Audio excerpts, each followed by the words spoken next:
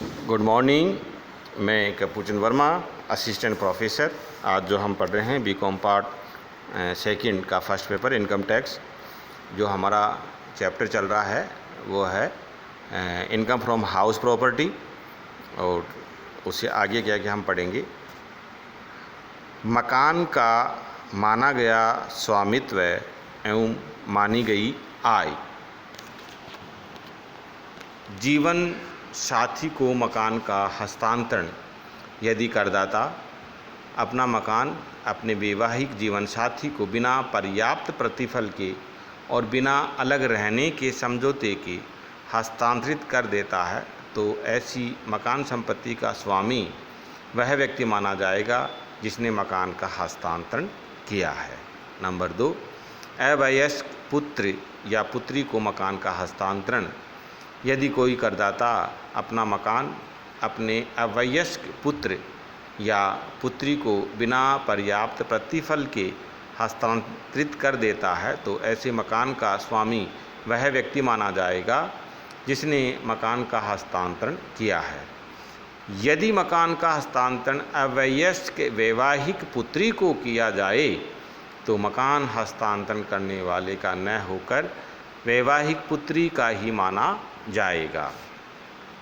अविभाज्य संपत्ति। अविभाज्य संपत्ति से तात्पर्य हिंदू अविभाजित परिवार की ऐसी संपत्ति से है जिसका विभाजन परिवार के सदस्यों में नहीं किया जा सकता है। ऐसी मकान संपत्ति परिवार के किसी एक सदस्य को परिवार की संपत्ति के रूप में दी जाती है और ऐसी संपत्ति का धारक ही मकान संपत्ति का स्वामी माना जाएगा। नंबर 4, सहकारी समिति, आवासन मंडल अथवा विकास प्राधिकरण द्वारा आवंटित मकान। यदि कोई मकान किसी करदाता को किसी भवन निर्माण योजना में आवंटित किया गया है अथवा पट्टे पर दिया गया है तो उस व्यक्ति को ही उस मकान या फ्लैट का स्वामी माना जाएगा जिसे मकान आवंटित किया गया है।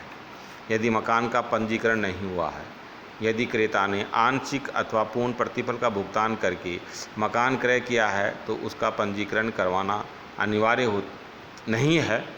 अनेक बार पूरा भुगतान न करने के कारण पंजीकरण व्यय बचाने हेतु अथवा किसी कानूनी रुकावट के कारण क्रेता मकान का पंजीकरण नहीं करवाता है। ऐसी दशा में भी क्रेता को ही मकान क्रय अनुबंध के आधार पर मकान का स्वामी माना जाएगा। मकान क्रय का अनुबंध लिखित में एवं हस्तांतरणकर्ता द्वारा हस्ताक्षरित होना चाहिए। जब किसी मकान को 12 वर्ष या अधिक अवधि के लिए पट्टे पर प्राप्त किया जाए, यदि कोई मकान 12 वर्ष या अधिक अवधि के पट्टे के अंतर्गत प्राप्त किया है तो ऐसे मकान का स्वामी उस व्यक्ति को माना जाएगा जिसने मकान पट्टे पर प्राप्त किया है। पट्टे या किराए पर ली गई भूमि पर बनाया गया मकान। यदि किसी व्यक्ति ने कोई भूमि पट्टे पर अथवा किराए पर लेकर उस पर मकान बनवाया है तो ऐसी मकान का स्वामी उस व्यक्ति को ही माना जाएगा जिसने ऐसी भूमि पट्टे पर लेकर मकान बनवाया है। ऋण हेतु गिरवी रखा हुआ मकान। यदि किसी व्यक्ति ने ऋण लेने हेतु अपना मकान किसी अन्य व्यक्ति के पास में गिरवी रखा हुआ है तो जिस व्यक्ति ने अपना मकान गिरवी रखा है वह व्यक्ति उस मकान का स्वामी माना जाएगा, न कि वह व्यक्ति जिसके पास में मकान गिरवी रखा हुआ है। विवादग्रस्त मकान। यदि किसी मकान संपत्ति के स्वामित्व के संबंध में कोई विवाद चल रहा है तो ऐसे मकान का स्वामी उस व्यक्ति को माना जाता है जो वास्तव में उस मकान का किराया प्राप्त कर रहा है। मकान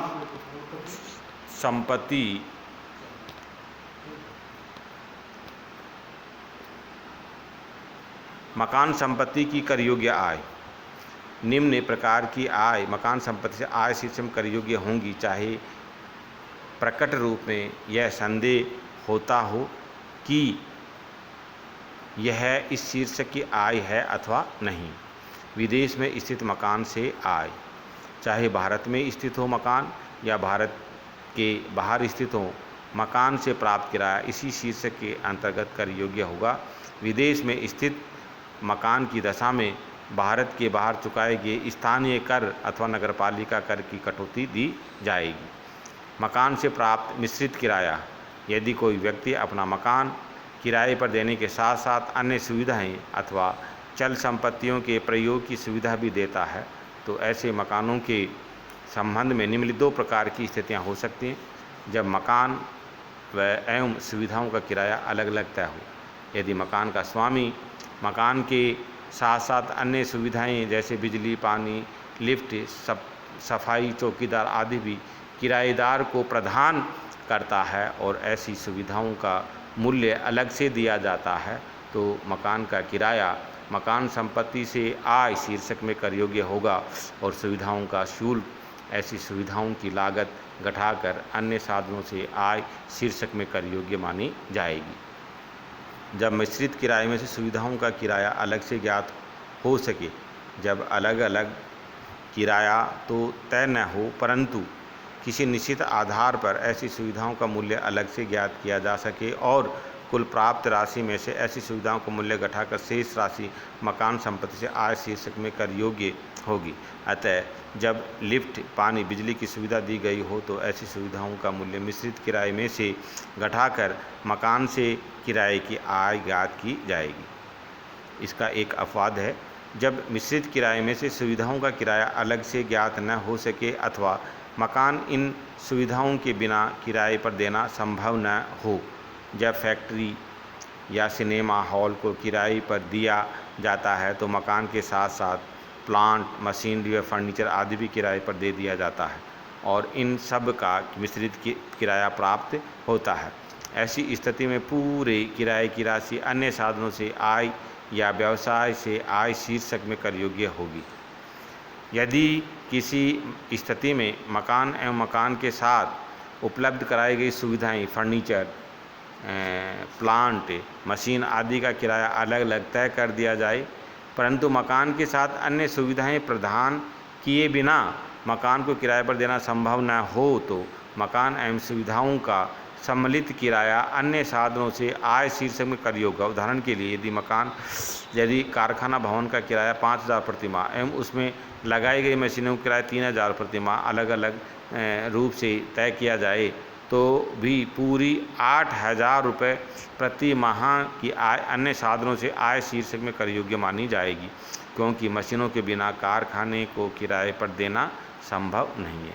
यदि करदाता होटल व्यवसाय की तरह सुसज्जित मकान किराए पर देने के व्यवसाय में संलग्न है तो पूरी किराए की राशि व्यवसाय से आय शीर्षक में कर योग्य मानी जाएगी।